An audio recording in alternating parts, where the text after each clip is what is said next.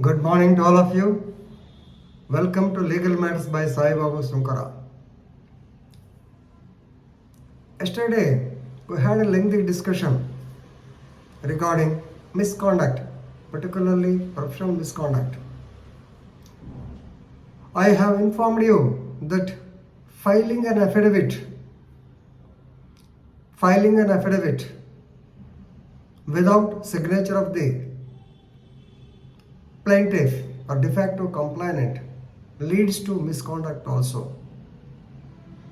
Section 35 of the Advocates Act deals with the professional misconduct in legal ethics. There also, the word professional misconduct has not been defined. Simply to say, we assume that if you behave from the regular conduct, if you deviate from the regular behavior of an advocate and do some mischievous act, it is misconduct. Same thing applied to other acts of misconduct also, even for the other departments. Now we are coming to the case. So, misconduct is a very indefinite term to define. It's very difficult to define term misconduct. So it happened in the case of a police officer. Of course, here is a constable. It happened in the state of Gujarat. Justice Sangeeta Vishen. So she observed that extramarital affair, definitely it can be treated as immoral act, but cannot be, it is too far-fetched to bring it into the ambit of the so-called misconduct.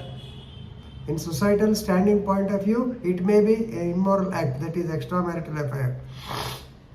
While an extramarital relationship can be seen as an immoral act from the society's standpoint, please hear, it cannot be considered as a misconduct, and it should not be a reason to sack a police officer like dismissing him from the police department. Right. Now we'll go into the details of the case. This great man constable, he was staying in Gujarat police lines, we call that is the police quarters. He was staying in the police quarters. And during the year 2012 or so, he developed a relationship, I can't say illegal contact, but relationship with a widow. This was known to the family members of the widow, and they have complained the matter to the Joint Commissioner of Police, Gujarat, Ahmedabad city, and actually the officers called him and warned him also. As a preventive measure or as a precautionary measure, the family members of that woman, they installed CCTV cameras in the house without her knowledge. So ultimately, on one day, the couple were caught red-handed. They were brought, and basing on that, so the departmental action was taken. A charge memo was issued to him. Then he was asked to reply. So see the arrogance of the constable. He said that it was a consensual relationship, or they are living together. He has admitted. Even the woman also admitted. Of course, reasons may be, we can't help. You may be knowing in that Justice Deepak Mishra, in the very famous case of, that is, he has decriminalized adultery also. Joseph Shine versus Union of India case, you may remember. So adultery is no crime nowadays. You can make it a point to give a divorce, that's all, that too in a civil case. So it's not a crime. So they took advantage of the same. They pleaded that both of them are having extramarital relationship, and of course the family members, both the family members, they are not agreeable. So when the matter was brought to the notice of the police, the Ahmedabad police actually dismissed him from service.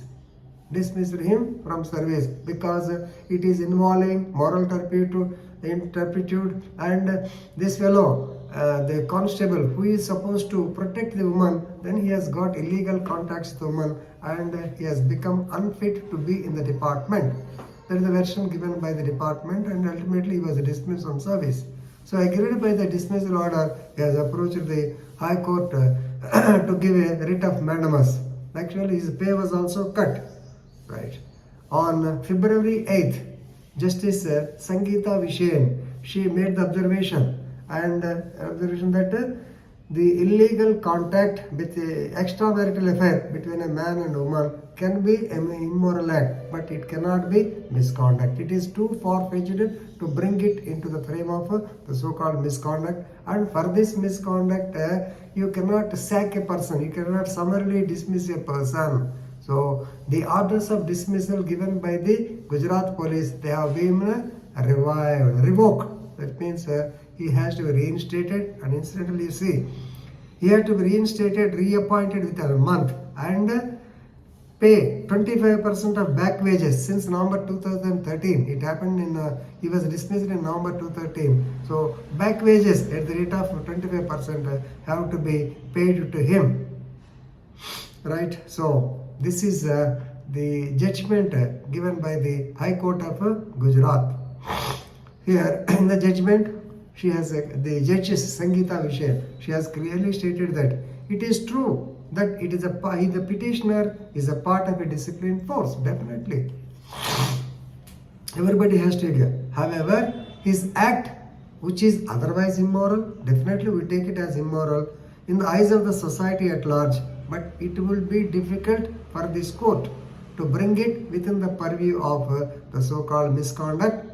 So, because it is a private affair. It is an affair between two consensual persons, and there is no coercion on the part of this constable, force on this or threat on this part of a constable to have contact with him. The woman has voluntarily surrendered to him. So no force, no extortion, no pressure. So it is a willing or consensual.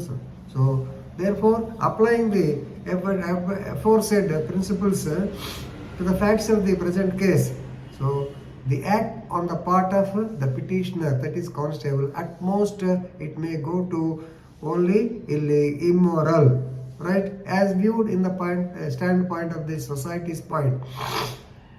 But it cannot fit to the term misconduct as per the conduct rules, that is CC and A, that is a Code of Conduct and Appeal Rules 1971.